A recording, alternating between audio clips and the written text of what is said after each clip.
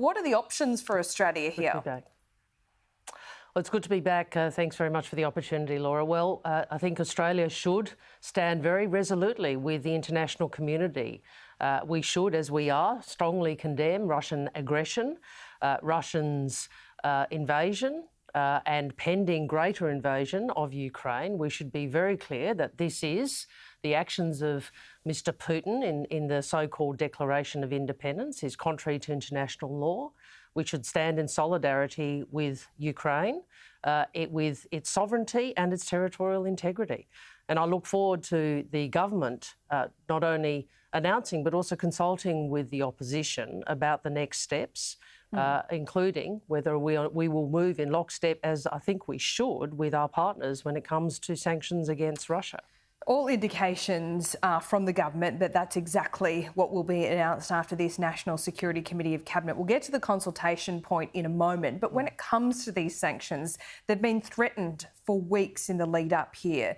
Should we be cynical about what impact these sanctions, particularly from Australia, will have on any plans Vladimir Putin has? I believe it was clear from the broadcasts that Mr. Putin engaged in the path that he is on, and we have to work with our partners. We have to work with the European Union and the United States and the United Kingdom to do all we can to deter not only this initial aggression but any future escalation. It is, very, very concerning what is occurring. It is an outrageous and blatant violation of international law. And it is extremely important for the whole of the international community to push back very clearly on what Russia is doing. So are you receiving briefings? I understand we requested a briefing yesterday. I understand there is a briefing arranged for today. I had a briefing during the parliamentary period about the situation. We've had briefings prior to that. And I would encourage the government to consult with the opposition as it consults on many issues when it comes to national security in terms of what actions Australia is formulating. Given we are so close to an election, decisions made now are going to have an impact long after the election. Is there precedent for you to be more heavily involved as the Shadow Minister in the decision-making process? Well, your question actually precisely indicates the point in question, Laura, which is we are very close to an election, and these sorts of decisions are likely to continue in their effect well beyond the next election into the hands of whomever forms government afterwards. So it is a national interest point that the opposition is consulted. Certainly, where in previous situations where troops have been deployed, that is the subject of briefings and discussion with the opposition, advice to the opposition ahead of any public announcement. And I'd encourage the government to engage in this sort of national interest behaviour in the current context. So what do you need to know beyond sanctions? What other levers can Australia pull? Well, that is precisely the set of questions that are worth discussing with the government. I noticed Senator Payne this morning seemed to suggest, and obviously I can't preempt the National Security Committee discussion, but seemed to suggest the government was primarily focused on sanctions rather than any other action, for example, in relation to diplomats. And we would welcome a discussion with their thinking in relation to those issues. Look, this entire week and the moments and the actions in the lead up to this has really undercut or almost torn up the respect for the rules-based order. How might China be looking at what happens on the Ukrainian-Russian border? Well, 2 points. First, your question correctly identifies the risk to the rules-based order, and I think it's always important for us to emphasise when we discuss it.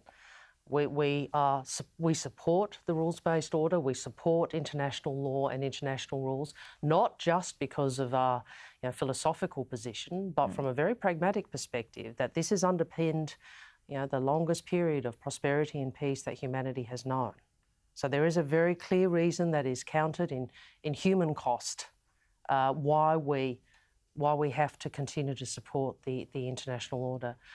In relation to China, as Anthony, as Richard Marles and others have said, and as I have said, we would say to China, it is as a global power, it is in China's interests that these rules are respected, territorial integrity is respected, sovereignty is respected, and critically, if we are serious about ensuring peace in the world and peace in our region, that we stand against any unilateral acts of aggression and unilateral changes to the status quo, which is what Mr. Putin has engaged in.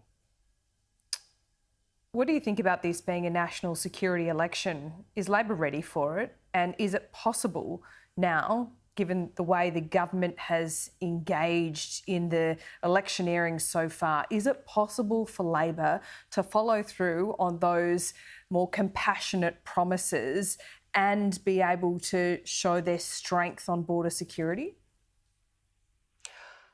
I would say this. We saw in this last fortnight a desperate Prime Minister.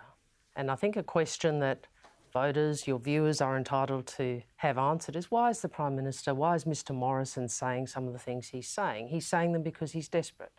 So desperate that he's prepared to bring into question bipartisanship on national security. So desperate not to talk about the deadly summer of Omicron or his failures on vaccines, his failures on rapid antigen testing. So desperate to avoid talking about those issues, he's prepared to tell lies about national security. But you know the scare campaigns worked. I will do. Yeah, I will do what I think is in the interests of the country, which is to address these serious questions about how to ensure Australia's security in a challenging world, soberly, without partisanship, and in an adult way. And I would encourage Mr Morrison to do the same, because that's what Australians deserve.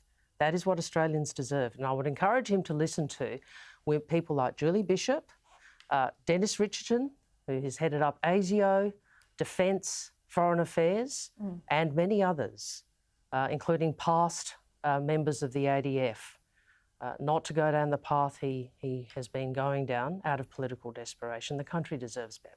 What do you say to voters that might be looking at this debate and thinking, well, I don't quite believe that Labor's as strong on national security as the coalition? I would say understand why Mr Morrison is saying those things. It's because he's desperate to avoid talking about his failures. And I would say very clearly, Labor will never step back from defending Australia's national interests. Shadow Minister Penny Wong, great to see you. Great to have you back. We'll speak to you soon. Good to see you.